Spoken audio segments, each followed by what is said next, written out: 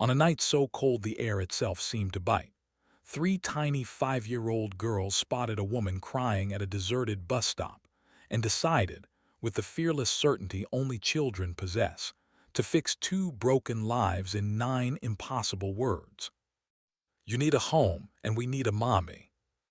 Trevor Turner had been hurrying his triplets past the bench, heads down against the wind, when Riley's voice cut through the December silence like a bell. He turned and felt his stomach drop. Riley, Zoe, and Ivy, his 3 identical miracles in mismatched coats and pom-pom hats, had already broken free and were running toward the stranger. Before he could stop them, 6 little arms wrapped around the woman's legs like vines claiming a crumbling wall. The woman looked up startled, her face raw from tears and cold. Her name, though no one knew it yet, was Alicia Jameson.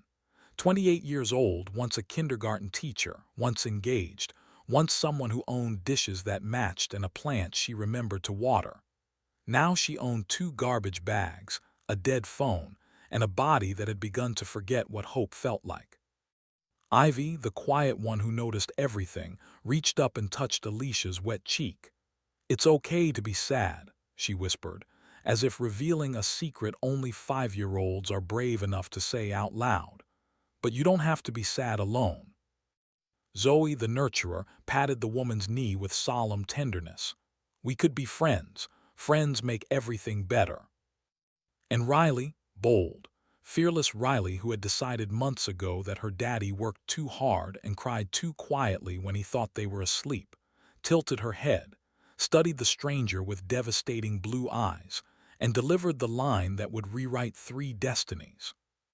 "You could be our mommy. You look like you need a home, and we really, really need one of those." Alicia's breath hitched. Something inside her chest cracked wide open, not the brittle snap of breaking, but the deeper, more dangerous fracture of something frozen beginning to thaw. She tried to answer, tried to tell these tiny angels that mommies didn't grow on Christmas trees and certainly didn't appear to homeless women at bus stops, but the words wouldn't come. The world tilted, the streetlights blurred, and the last thing she felt was strong arms catching her before she hit the ice. Trevor caught her easily, too easily. She weighed less than the guilt he carried daily.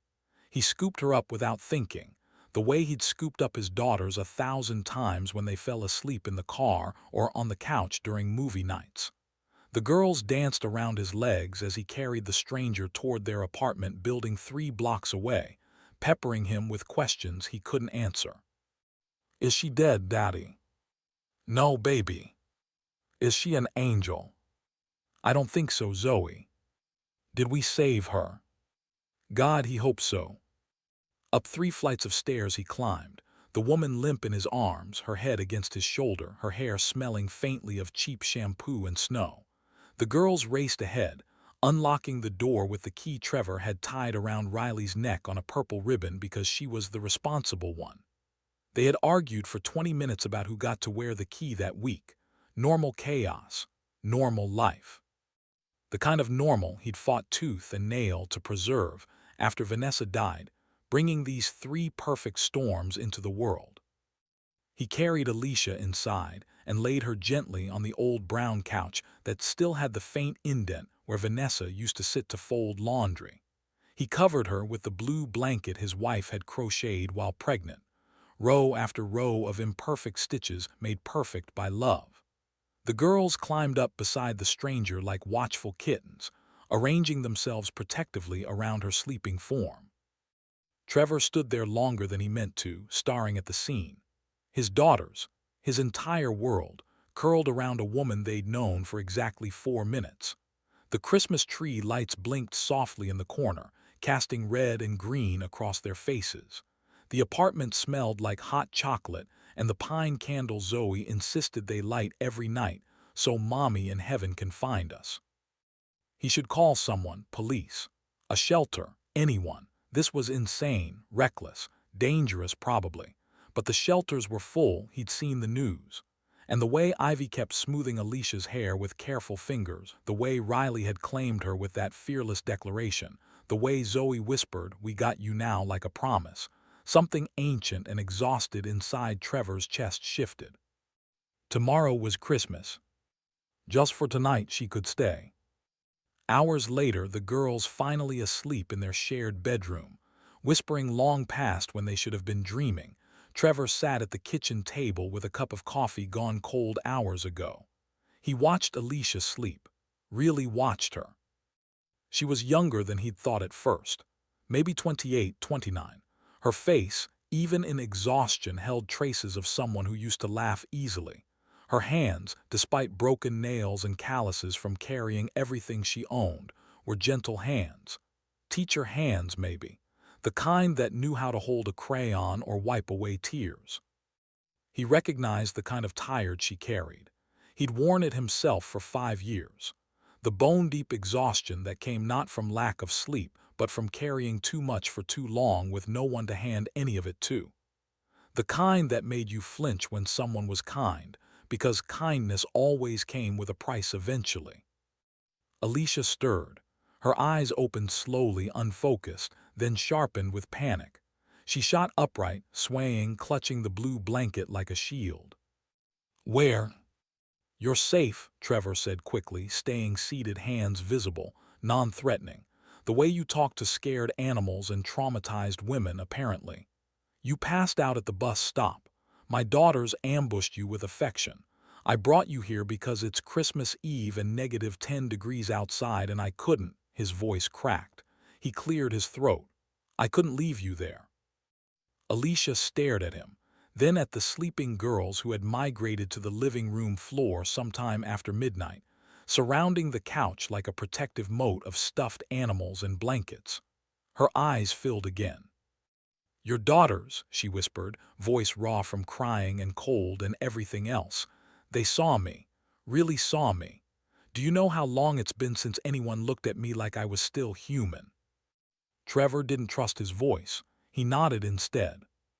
"I should go," she said, but didn't move. "I've imposed enough. You don't even know me. I could be. You could be someone who hasn't eaten in 3 days and almost froze to death tonight." He cut in gently. "Stay. At least eat something. Then we'll figure out the rest."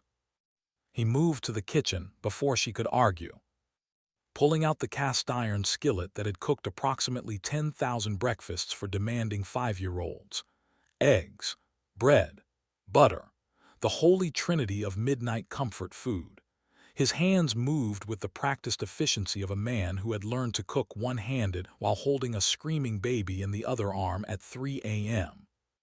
Alicia watched him from the couch, wrapped in Vanessa's blanket, looking small and lost and heartbreakingly young. "I'm Alicia," she said finally.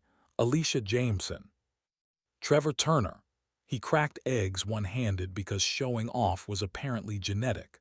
"The tiny dictators belong to me. Riley's the one who proposed to you on their behalf. Zoe's the cuddler. Ivy's the observer. She's already decided you're staying forever. Fair warning." Alicia let out a sound, half laugh, half sob. "They're beautiful." "Yeah," Trevor said, voice rough. "They really are." He plated the eggs, buttered toast thick enough to constitute a cry for help, and carried it over. She ate like someone who had forgotten food could taste like anything but ash. Slowly at first, then with increasing desperation, as if her body had just remembered it was allowed to want things. Trevor sat across from her, giving her space but not leaving. The Christmas tree lights flickered. Snow tapped against the window. Somewhere in the girls' room, a stuffed unicorn beeped its dying battery song. Alicia finished every bite, and then stared at the empty plate like she couldn't believe it was real. "Thank you," she whispered. I don't know how to thank you." "You don't have to." Trevor took the plate, set it aside. "Tomorrow's Christmas. The girls will wake up at 5:30 convinced Santa came early if they see you here. They've never had a full house on Christmas morning. Just stay till morning, please." Alicia looked at the 3 sleeping angels who had claimed her without permission, then at the man who had carried her up 3 flights of stairs and fed her without asking for anything in return. Outside, snow kept falling, soft and silent and forgiving. Inside, 2 broken people and 3 tiny matchmakers began, without meaning to. the slow, messy, miraculous process of becoming a family. You need a home, and we need a mommy. Those 9 words, spoken by 3 5-year-olds to a stranger shivering at a bus stop on Christmas Eve, would shatter 2 broken lives and rebuild them into something neither thought possible. This is the story of a single father drowning in responsibility, a woman who lost everything, and 3 little girls who refused to let either of them face the world alone. What happens when desperation meets compassion? When rock bottom becomes the foundation for something beautiful? You're about to find out. Before we continue, please tell us, where in the world are you tuning in from? We love seeing how far our stories travel. Daddy, look! That lady is sad! Trevor Turner's heart sank the moment he heard Riley's voice pierce the cold December air. He turned to see his 3 daughters, Riley, Zoe, and Ivy, standing frozen on the sidewalk, staring at the bus stop bench. A woman sat there, hunched over, her body shaking with sobs she was trying desperately to muffle. Her clothes were layered, but worn. 2 black garbage bags sat at her feet like the saddest luggage in the world. Girls, come on, we shouldn't... But they were already moving. Trevor watched helpless as his 3 triplets ran toward the stranger and threw their arms around her legs. The woman's head snapped up, her tear-streaked face a portrait of shock and exhaustion. "It's okay," Ivy said, with the innocent confidence only a child possesses. "You don't have to be sad."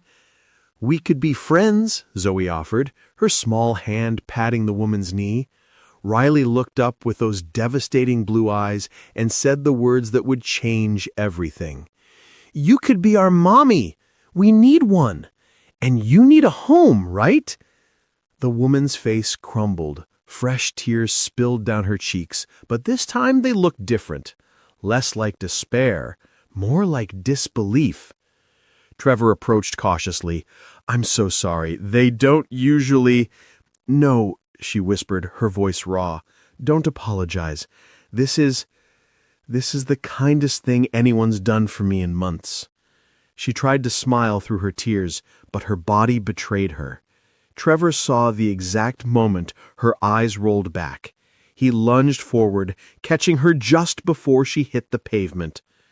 "Girls, stay close to me!" Trevor adjusted his grip, feeling how light she was. Too light. How long had it been since she'd eaten? Riley tugged his jacket. "Is she going to be okay?" Trevor looked down at the unconscious woman in his arms, at her hollow cheeks and chapped lips, at the way even unconsciousness couldn't erase the exhaustion from her face. "I don't know, sweetheart," he said honestly, "but we're going to help her find out."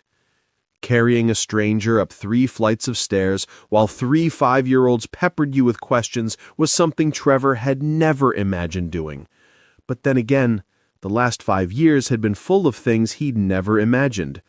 Like becoming a single father to triplets. Like learning to braid hair from YouTube tutorials at 2 in the morning. Like understanding that love and exhaustion could somehow occupy the exact same space in your chest. He laid the woman carefully on their worn couch and covered her with the blue blanket his late wife Vanessa had crocheted. The girls clustered around her like protective angels. "What's her name?" Zoe asked. "I don't know yet." "Why doesn't she have a home?" Ivy pressed. "I don't know that either, baby." "Can she stay with us?" Riley's question was so full of hope it physically hurt. Trevor looked at the stranger on his couch. Really looked. Beneath the grime and grief, she seemed young, maybe late 20s. Her long brown hair, though tangled, had been recently washed. Her nails were broken but clean. She had been trying to maintain dignity in circumstances designed to strip it away. Something in Trevor's chest tightened. He recognized that look, that desperate attempt to hold yourself together when everything around you was falling apart. He'd worn that same look for the first year after Vanessa died. "Just for tonight," Trevor said, making a decision that felt both reckless and inevitable. "She needs rest. We'll figure out the rest tomorrow." "Tomorrow's Christmas," announced Riley. "Then I guess we're having a guest for Christmas," Trevor said softly. The apartment was quiet. The girls had finally fallen asleep after an hour of whispered conspiracy about their new friend. Trevor sat in the kitchen, nursing cold coffee and watching the woman sleep. He should call someone. Social services, maybe. A shelter. Something. But the shelters were full. He knew that much from the news. And something about the way his daughters had gravitated toward this stranger made him hesitate. They'd been asking about having a mother for months now. Not constantly, but enough that Trevor felt the weight of what he couldn't give them. Riley had cried last week when she couldn't figure out how to do a French braid for school picture day. Zoe had stopped inviting friends over because she was embarrassed that their apartment was always messy. Ivy had started drawing pictures of families with a mom and dad, always making sure Trevor saw them. They were good kids. Great kids. But they were grieving something they'd never even had. Trevor's eyes burned. He rubbed them roughly, willing himself not to break down. Not tonight. Not when someone else's crisis demanded his attention. The woman stirred. Her eyes fluttered open, unfocused and confused. Then clarity hit, followed immediately by panic. She sat up too quickly, swaying. Where am I?" "You safe," Trevor said immediately, staying seated so he wouldn't seem threatening. "Your daughters," she said slowly, memory returning. They ambushed you with kindness." "Yeah, they do that." Trevor offered a small smile. "I'm sorry, they shouldn't have overwhelmed you." "Please don't apologize." Her voice cracked. "They saw me. Really saw me. Do you know how rare that is?" Trevor didn't know what to say to that. She wrapped her arms around herself. "I should go. I've already imposed. It's 2 a.m, and it's snowing." Trevor stood slowly, moving to the kitchen. "At least let me make you something to eat before you decide anything." He didn't wait for permission. He pulled out eggs, bread, butter. His hands moved on autopilot, the same routine he'd perfected for midnight comfort meals when the girls had nightmares. The woman watched him with an expression Trevor couldn't quite read. Suspicion, maybe, or disbelief that kindness without strings could exist. "I'm Alicia," she said finally. "Alicia Jameson. Nice to meet you, Alicia." Trevor cracked eggs into a pan. "When's the last time you ate?" 2 days? Maybe 3? I lose track." Trevor's jaw tightened, but he kept his voice neutral. "Well, we're fixing that right now." He made scrambled eggs and toast, nothing fancy, but he watched Alicia devour it like it was a 5-star meal. She ate slowly, deliberately, like someone who'd learned that eating too fast after prolonged hunger made you sick. When she finished, tears were streaming silently down her face again. "Thank you," she whispered. "You didn't have to." "Yeah, I did. Look, I don't know your story, and you don't have to tell me if you don't want to, but it's Christmas Eve, and you just passed out from exhaustion and hunger, and my daughters are currently having dreams about being heroes. So how about this? You stay the night. Tomorrow we figure out next steps. No pressure, no strings." Alicia studied him for a long moment. "Why would you do that for a stranger?" He thought about that. About Vanessa, who'd never met a person she couldn't love. About the community that had surrounded him after she died, bringing casseroles and babysitting offers. About how grief had taught him that kindness was the only thing that made the world bearable. "Because someone would have done it for me," he said simply, "and because those 3 girls in there have better instincts than most adults I know." Alicia's laugh was small but real. "They're special. They really are." Trevor stood, grabbing a pillow and extra blanket from the hallway closet. "Bathrooms down the hall. There's a toothbrush under the sink, never opened. Help yourself to anything you need. And Alicia?" She looked up. "You're safe here. I promise." For the first time since she'd arrived, Alicia's shoulders dropped from around her ears. "Okay," she breathed. "Okay." Trevor woke to the smell of smoke. He bolted upright, his father instincts screaming danger. He sprinted to the kitchen and stopped dead. The triplets had apparently decided that their guest needed breakfast. The scene was catastrophic. Flour coated every visible surface, counters, floor, somehow the ceiling. An entire box of cereal formed a crunchy carpet. Riley stood on a chair, reaching for the smoking pan on the stove. "What are you doing?" Trevor yelped, yanking Riley away from the heat. "Making pancakes for the sad lady," Zoe announced, "so she'd feel better," Ivy added, her bottom lip already trembling at her father's tone. Trevor turned off the burner. The pancakes were charcoal discs. He surveyed the wreckage and felt his frustration rising. Then he saw their faces. 3 pairs of eyes looking up at him with such pure, desperate hope. "Please, Daddy, we wanted to surprise her, but we messed it up." "Can you help us?" Zoe asked. "Please?" Trevor looked at the disaster, then at his daughters staring at him with their usual puppy eyes, wide, pleading, impossible to resist. The kitchen was destroyed. This was objectively a terrible idea. But those eyes were his weakness, his absolute downfall. He'd never figured out how to say no to them. "Okay," he heard himself say, "but we do this properly and quickly." The girls erupted in excited squeals, immediately clustering around him as he pulled out fresh ingredients. Trevor worked fast, mixing batter, heating the griddle properly, guiding small hands as they helped pour and flip. 20 minutes later, they had a plate of actual, edible pancakes, along with scrambled eggs and toast. The triplets arranged everything carefully on a tray, adding a glass of orange juice and a paper napkin folded into a lopsided triangle. "Can we take it to her?" Riley asked. Trevor hesitated. The woman, Alicia, was still a stranger, but his daughters' faces were so full of hope and goodness that he couldn't bear to crush it. "Go ahead, but knock first, and if she's sleeping, come right back out." The triplets moved as one unit, carrying the tray with the careful concentration of people transporting something precious. Trevor followed quietly, staying back but close enough to intervene if needed. They knocked softly on the living room doorframe. "Miss Alicia?" Ivy called out. "Are you awake?" There was movement from the couch. Alicia sat up slowly, disoriented, her hair tangled and her eyes still heavy with sleep. When she saw the 3 girls standing there with a breakfast tray, her expression shifted through confusion, then recognition, then something that looked almost like pain. "We made you breakfast," Zoe announced proudly. "Well, Daddy helped because we burned the first ones. But we wanted to do something nice for you," Ivy added quickly.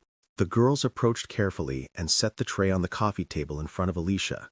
She stared at it, at the slightly uneven pancakes, the scrambled eggs still steaming, the crooked napkin triangle, like she'd never seen food before. From the doorway, Trevor watched her face, watched the exact moment her careful composure shattered. Alicia's hand came up to cover her mouth, her eyes filled with tears that spilled over before she could stop them. "I'm sorry," she whispered, her voice breaking. "I'm sorry. I don't mean to—" "Are you sad?" asked Riley, immediately concerned. "We didn't want to make you sad." "No, sweetie, no." Alicia shook her head, wiping frantically at her tears. "These are happy tears, I promise. This is the kindest thing anyone's done for me in so long." She reached out hesitantly, and the girls immediately moved into her arms. Alicia hugged them tightly, her shoulders shaking with silent sobs she was trying desperately to control. Trevor felt his own throat tighten. He understood exactly what was happening. This woman, this stranger who'd lost everything, was being offered something she'd stopped believing existed. Simple, uncomplicated kindness. After a moment, Alicia pulled back, wiping her face and trying to compose herself. She looked at the breakfast tray again. "This looks amazing," she said, her voice still thick with emotion. "Will you stay and eat with me? I don't think I can finish all this by myself." The girls looked back at Trevor for permission. He nodded, and they climbed onto the couch beside Alicia. chattering away as she picked up a fork with trembling hands. Trevor quietly retreated to the kitchen to start cleaning the flour explosion, but he kept glancing back. Alicia ate slowly, listening as the girls told her about their school, their friends, their favorite colors. She asked questions, smiled at their jokes, and with every moment Trevor saw her shoulders drop a little more from around her ears. She was beginning to feel safe. And Trevor realized with sudden, uncomfortable clarity that he was going to have a very hard time letting this stranger leave. Breakfast became a moment frozen in time. After they'd eaten, the girls dragged Alicia to their bedroom to show her their toys, their drawings, their entire world compressed into one small shared room. Trevor cleaned the kitchen, listening to their laughter echoed down the hallway. It was Christmas morning, he realized. He'd almost forgotten in the chaos. When the girls finally released Alicia from their enthusiastic tour, Trevor found them all in the living room. Riley was showing Alicia the small artificial tree they'd decorated together, pointing out each ornament and explaining its significance. "This one's from when we were babies," Riley said, holding up a silver rattle. "Daddy says Mommy picked it out before we were born." Alicia's expression softened. "It's beautiful." "Do you have a mommy?" Ivy asked, with the blunt curiosity of a 5-year-old. "Ivy," Trevor warned gently. "It's okay," Alicia smiled sadly. "I did. She left when I was very little. I don't really remember her." "That's sad," Zoe said matter-of-factly. "But you can share our daddy if you want. He's really good at being a parent."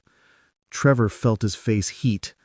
"Girls—" "Daddy!" Riley interrupted, suddenly bouncing with excitement. "It's snowing! Can we go outside, please?"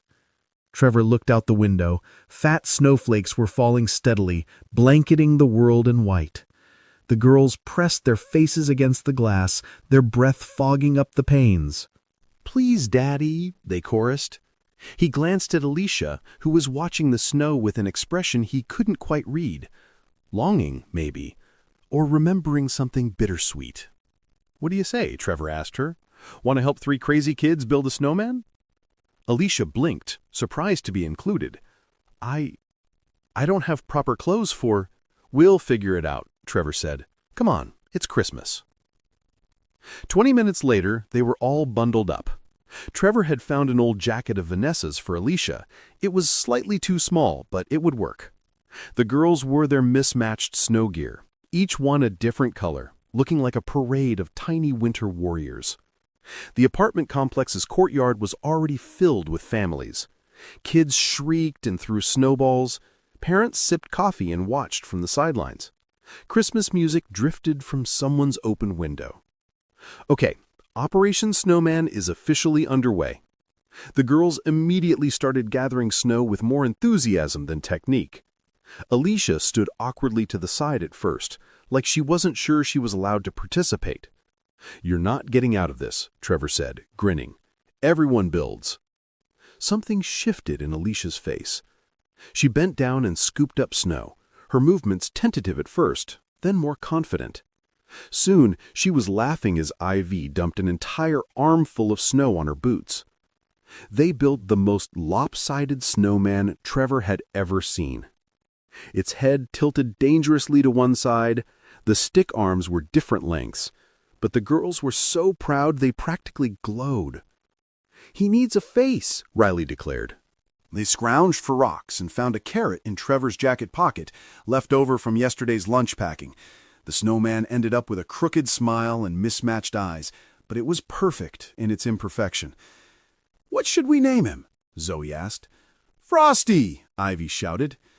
"That's boring," Riley argued. "How about Mr. Snowbottom?" Trevor snorted. "Mr. Snowbottom it is." Alicia laughed, really laughed, and the sound was so genuine and free that Trevor found himself staring. This was what joy looked like on her. He wanted to see it again and again. The girls started a snowball fight that quickly devolved into chaos. Trevor got pelted from 3 directions at once. Alicia tried to stay neutral. until Zoe declared her on Teen Girls Against Daddy. "Betrayal!" Trevor yelled dramatically, falling into a snowbank. The girls piled on top of him, giggling uncontrollably. Alicia stood over them, smiling, and for just a moment they looked like what they weren't yet, but might become: a family. By early afternoon they were back inside, cold and exhausted.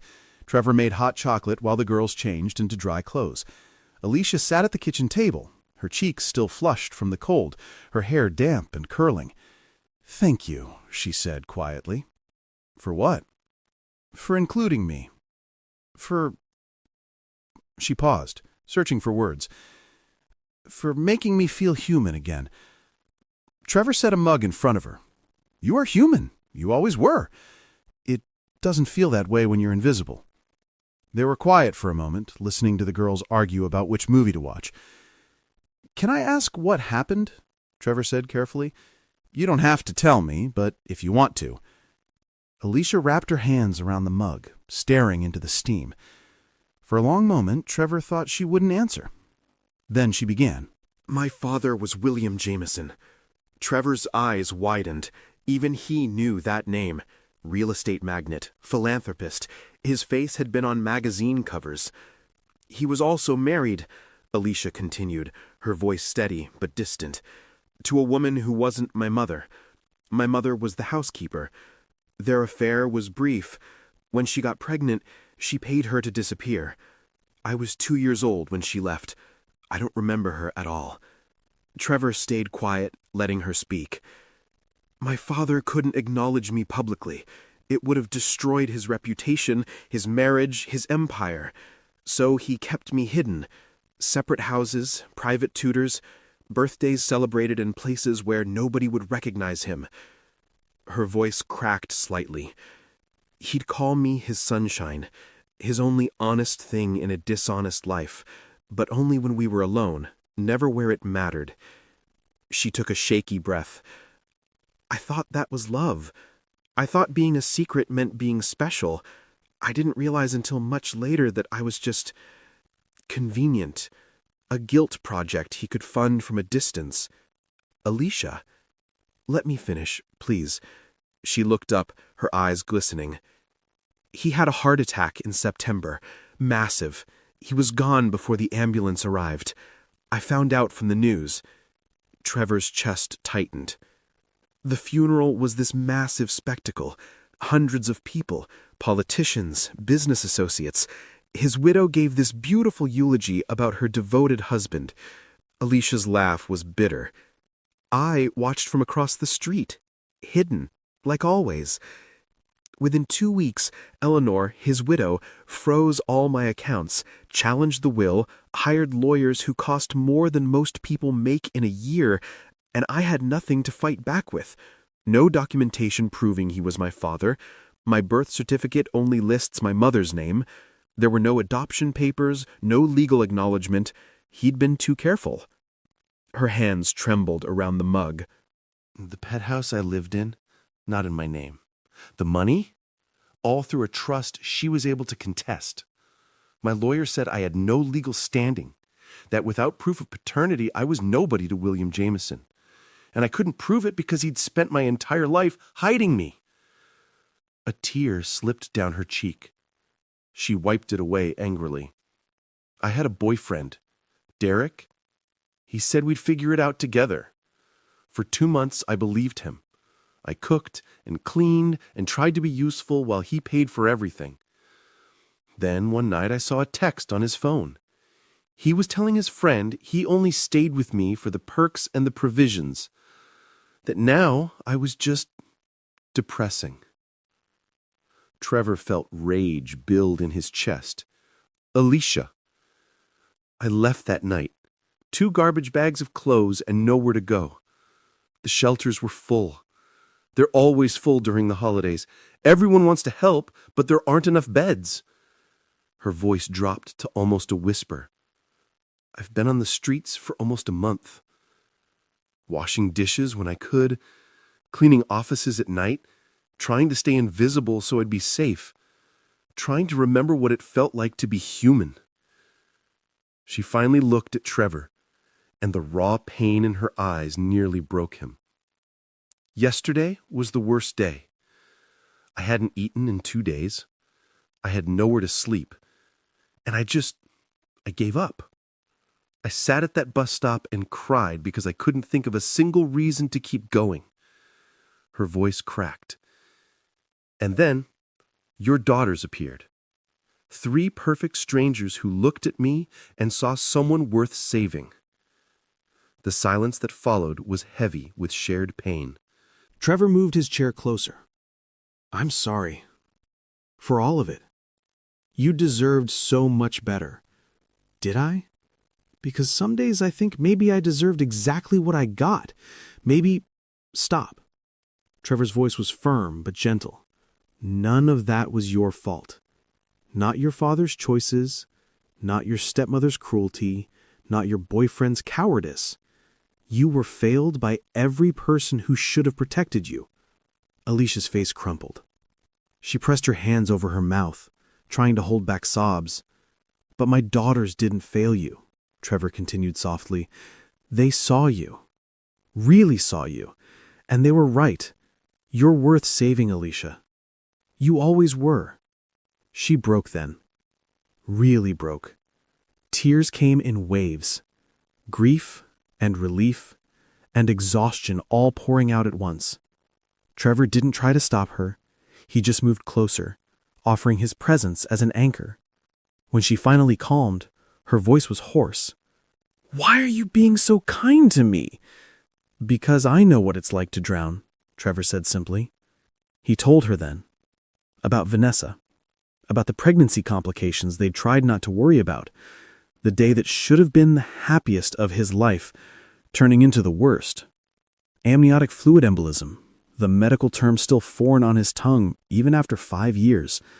The doctors said it was rare, unpredictable. Nothing anyone could have done, but that didn't make her any less gone. Alicia listened, her eyes never leaving his face.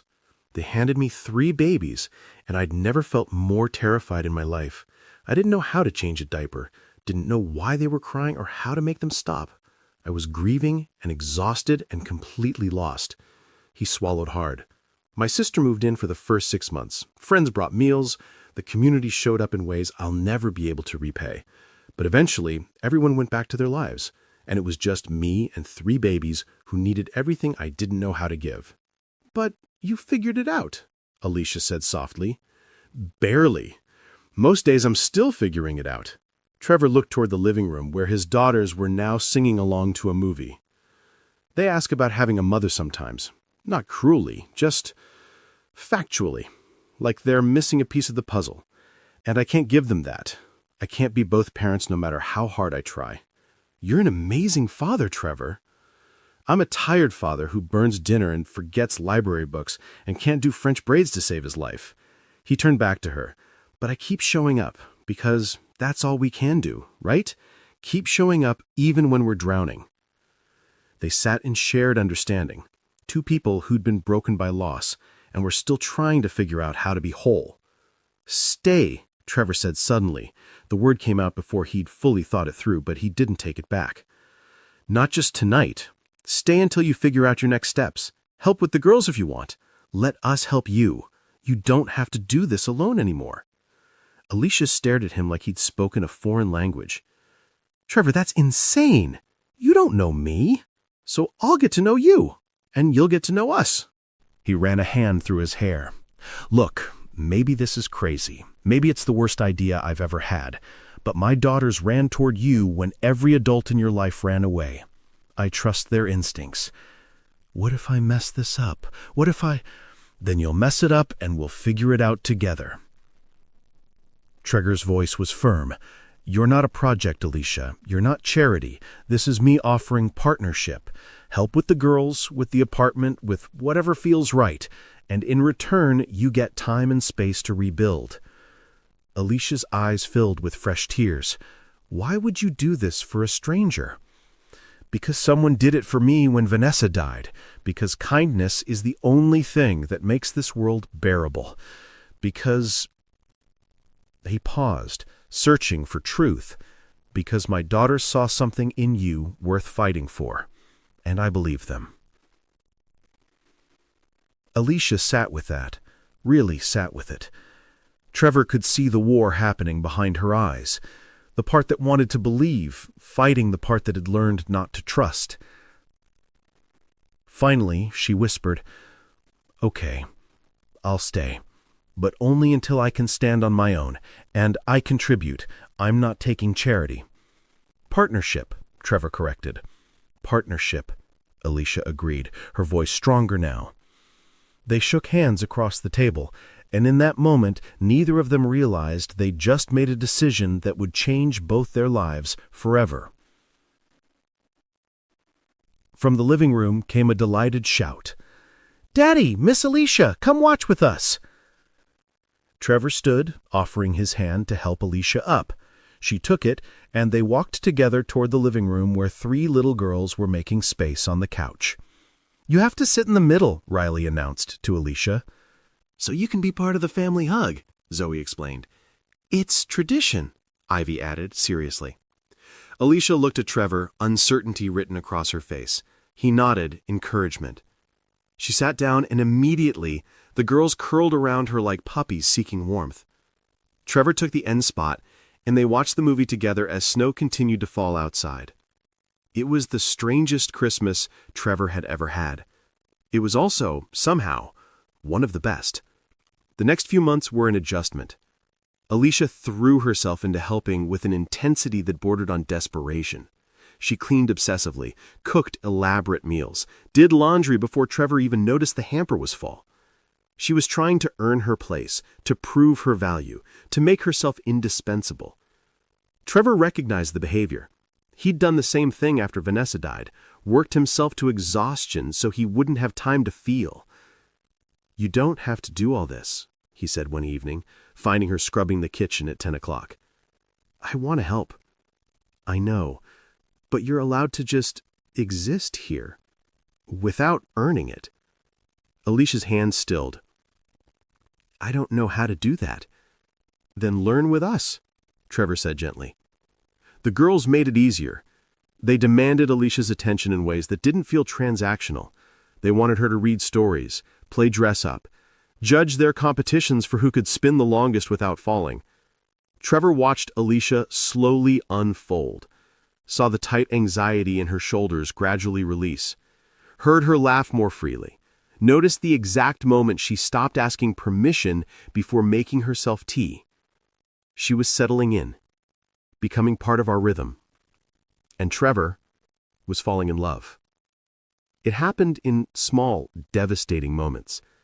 The way Alicia hummed while folding laundry, completely unaware she was being watched. How she'd leave sticky notes with terrible jokes on his bathroom mirror. The morning he found her sleeping on the floor of the girls' room because she had fallen asleep mid-story. The way she looked at his daughters, not with pity or obligation, but with genuine affection.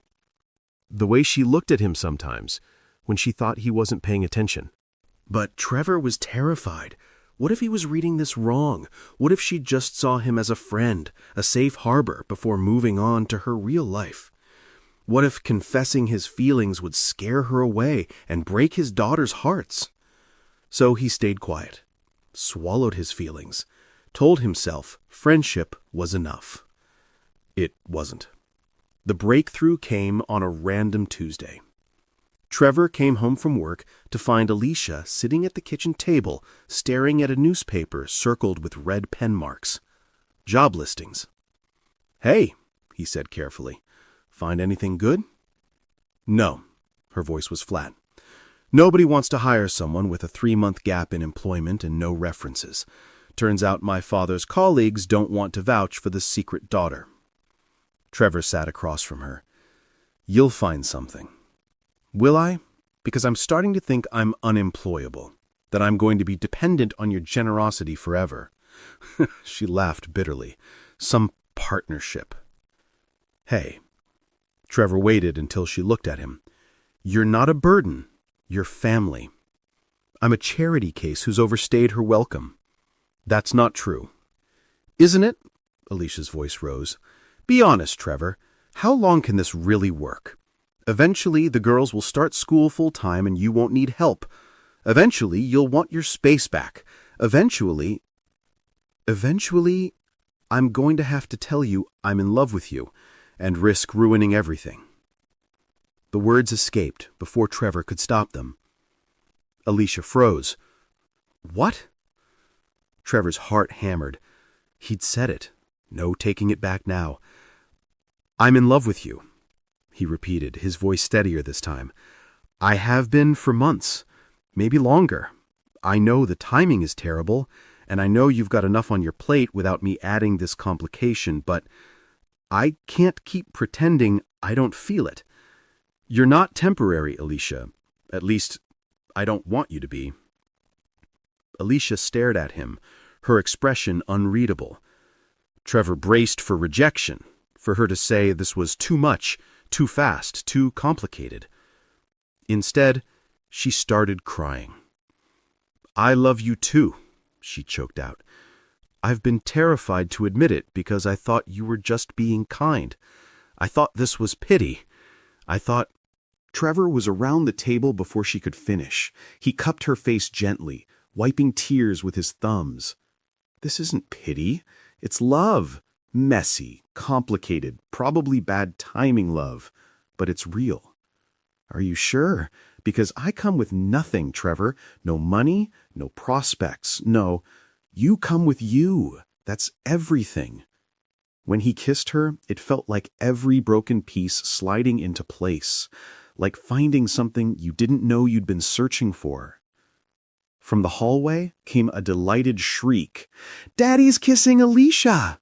They broke apart to find 3 pajama-clad triplets jumping up and down with pure, unfiltered joy. "Does this mean Alicia's our mama now?" Riley asked hopefully. Trevor looked at Alicia, who looked back at him, both of them laughing through tears. "Yeah," Alicia said, pulling the girls into a hug. "Yeah, I think it does." The next 6 months were the happiest of Trevor's life. Alicia found work at a local bakery, modest hours, modest pay, but it gave her independence and purpose. She started smiling more, laughing freely. The haunted look in her eyes faded, replaced with something that looked like hope. The girls thrived. Their teachers commented on how settled they seemed. Riley's anxiety improved. Zoe's grades jumped. Ivy stopped having nightmares. And Trevor felt like he could breathe for the first time in 5 years. They moved carefully, deliberately. Alicia still slept on the couch. They didn't rush physical intimacy beyond kissing. They were building a foundation, not a fantasy. But Trevor knew he wanted forever. He just didn't know how much forever was about to change. The knock came on a quiet afternoon in October. Alicia was home alone, folding laundry, when the doorbell rang. She opened it to find a distinguished older man in an expensive suit, holding a leather briefcase. "Are you Alicia Jameson?" Her blood went cold. "Yes?" "My name is Richard Hartwell. I was your father's attorney. May I come in?" Alicia's hands trembled as she let him in. Richard sat at their small dining table with the efficiency of someone who delivered life-changing news before. "Your father knew exactly what would happen when he died," Richard began. "He'd been preparing for years. The trust your stepmother seized was a decoy. The real estate," he slid papers across the table, "this is what he actually left you." Alicia couldn't process the numbers. Too many zeros. It had to be a mistake. $2 billion, Richard said quietly. "Properties, investments, liquid assets, offshore accounts, hidden from probate. All legally yours. Your stepmother can't touch any of it." The room spun. "Why didn't you tell me before?" "Your father's instructions were explicit. Wait 1 full year. His words were, let her discover her worth without wealth. Let her build a real life. Then give her the tools to protect it." Richard handed her an envelope. "He also left you this." Alicia opened it with shaking hands. "My dearest sunshine, If you're reading this, I'm gone, and you've survived what I feared most. I'm sorry I couldn't protect you openly. I was a coward. But I need you to know everything I did was to ensure you'd be truly free, not dependent on money or my name. I wanted you to find your strength first. By now, you know what real love looks like. You've learned who you are without wealth. That knowledge is worth more than any inheritance. But I'm leaving it anyway. Build the life you deserve. Help people who need it. Be the light I always knew you were.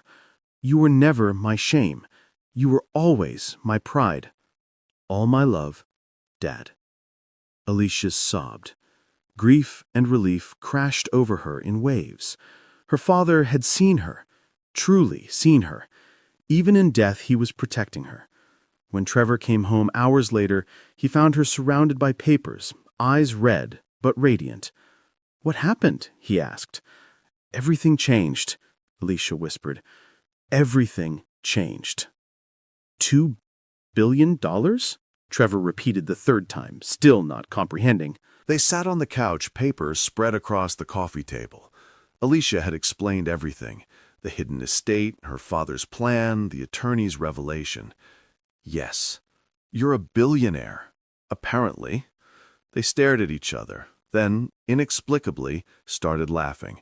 Deep, slightly hysterical laughter that released months of tension. "I don't want this to change us," Alicia said when they'd calmed. "I don't want to lose this." Trevor took her hands. "It doesn't change who you are. But Alicia, it changes what's possible." Over the next weeks, they made plans. Alicia established a foundation for homeless individuals, funding shelters, job training, legal aid. She created scholarships for foster children, made anonymous donations to families drowning in medical debt. People helped me when I had nothing. I want to be that for others. For themselves, they were modest. A larger house with space for everyone, security and comfort, not excess. College funds for the girls. I spent my childhood with everything and feeling empty. I want them to have enough and know they have everything. 12 months later, Trevor proposed. He did it at home, with the triplets as co-conspirators. They'd spent the morning making decorations, handmade "Will you marry our daddy" signs in crayon covering every surface. When Alicia walked in from grocery shopping, Trevor was kneeling in their living room, the girls standing beside him like the world's cutest backup singers. "We're already a family," Trevor said, his voice thick. "But I want to make it official. Will you marry me?" Alicia didn't hesitate. Yes, 1,000 times yes. The wedding was small and perfect. Close friends, Trevor's sister Michelle, and 3 flower girls who took their jobs very seriously. Alicia wore a simple dress. Trevor cried during his vows. The girls presented Alicia with a handmade card, "The best mama ever." Judge Henderson, who had prepared Trevor's taxes for years, officiated with appropriate humor. "I now pronounce you husband and wife and officially declare this the world's luckiest family." 3 years later, Trevor stood in the audience of Maplewood Elementary's spring concert, watching his daughters perform. At 8 years old, Riley, Zoe, and Ivy were confident, radiant girls who'd never known anything but love. They sang a song they'd written themselves about family, about home, about how the best things arrive when you least expect them. Alicia squeezed his hand, tears streaming. "They're incredible." "They learn from the best," Trevor whispered. After the performance, they drove to the cemetery together. The girls placed flowers on Vanessa's grave, while Trevor and Alicia stood back. "We talk about her every month," Alicia said softly. "Her favorite things, her dreams for them, how much she loved them." "Thank you," Trevor managed, "for never making them choose, for honoring her." "She gave me this family," Alicia said simply. "I'll never let them forget that." That night, Trevor and Alicia sat on their back porch under emerging stars. "Do you ever think about that night, how close we came to never meeting?" "Every day," Alicia admitted. "I'd given up. I was at the absolute end." "What changed?" 3 little girls who refused to let a stranger suffer, who offered love instead of judgment. She smiled. They saved me, Trev. Before I ever did anything for them, they saved me. Trevor pulled her close. You saved us right back. We saved each other, Alicia corrected. That's what family does. Inside, one of the girls called out, probably a nightmare or water request. Alicia stood, but Trevor caught her hand. I love you. In case you forgot, since 20 minutes ago. Alicia laughed, warm and free. I love you too. Now come on, parenting calls. They walked inside together, toward their beautiful chaos, toward the children they loved beyond measure, toward a future built on the unlikeliest foundation. 3 little hearts who'd known exactly what they needed, and 2 broken people brave enough to believe they deserved to be whole. If this story touched your heart, don't let it end here. Let it remind you that kindness still changes lives, that hope is never wasted, that sometimes the family we need finds us when we've stopped looking. Subscribe to Soul Lift Stories, where every story lifts the spirit and reminds us that light always finds its way back. And if this moved you, share it, because sometimes sharing hope is the kindest thing we can do.